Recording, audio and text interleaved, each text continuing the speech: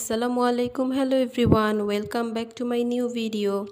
আশা করি দেশে এবং দেশের বাইরে, কাছে এবং দূরে যে যেখান থেকে আমার এই ভিডিওটি দেখছেন, আল্লাহর অশেষ রহমতে সকলে ভালো আছেন, সুস্থ আছেন। আলহামদুলিল্লাহ, আমরাও ভালো আছি।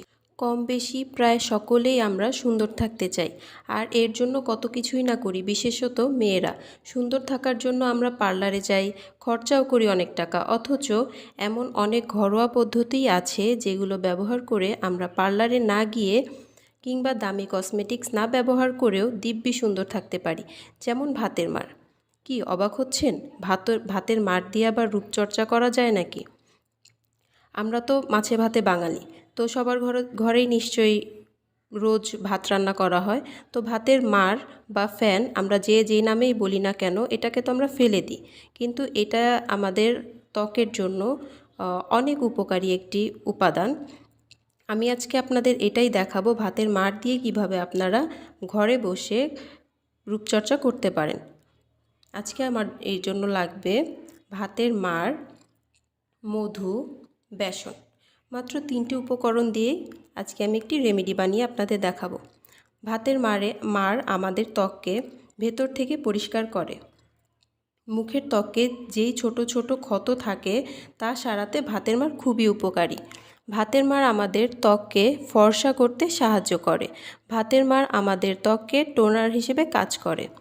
ভাতের মাড় আমাদের ত্বকের ময়শ্চারাইজার এবং অ্যান্টিঅক্সিডেন্টের কাজ করে, এবং এতে অতিবেগুনি রশ্মি শোষণের ক্ষমতা রয়েছে।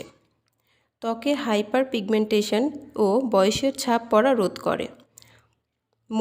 মধুতে প্রাকৃতিক ও ভেষজ উপাদান রয়েছে। পর্যাপ্ত পরিমাণে অ্যান্টিব্যাকটেরিয়াল, অ্যান্টি ইনফ্ল্যামেটরি ও অ্যান্টিঅক্সিডেন্টের গুণ, যা আপনার ত্বককে টোন করতে সাহায্য করে। ত্বকের উজ্জ্বলতা ফেরাতে মধুর ভূমিকা অপরিহার্য। মধু ত্বককে হাইড্রেট করতে সাহায্য করে। ত্বককে রোদে পুড়ে যাওয়া থেকে রোধ করে।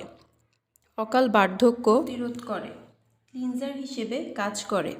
বেসন আমাদের মুখের কালো দাগ দূর করে। ত্বকের কালচে ভাব দূর করতে বেসন বেশ উপকারী।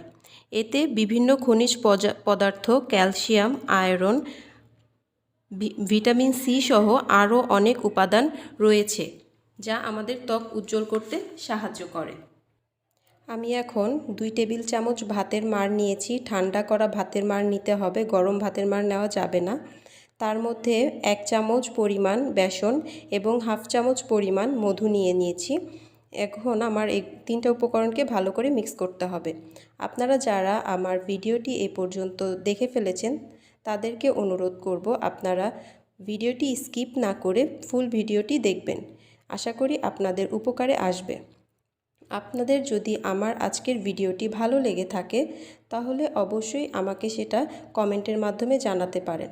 আমার ভিডিওটি ভালো লাগলে আপনার ফ্রেন্ডস অ্যান্ড ফ্যামিলির সাথে শেয়ার করতে পারেন। আপনারা শুধু ভালোটাই না, খারাপটাও আমাকে জানাতে পারেন। আমার ভিডিওর খারাপ দিকগুলো জানালে আমি সেটা সংশোধন করার চেষ্টা করব। আমার ভিডিওটি ভালো লেগে থাকলে অবশ্যই একটি লাইক দিবেন। Stay beautiful with me by Farzana, এই একই নামে আমার একটি ফেসবুক পেজ এবং একটি ইউটিউব চ্যানেল রয়েছে। আপনারা যারা আমার এই ভিডিওটি ইউটিউব চ্যানেল থেকে দেখছেন তাদেরকে বলবো আমার চ্যানেলটি দয়া করে সাবস্ক্রাইব করে দিবেন।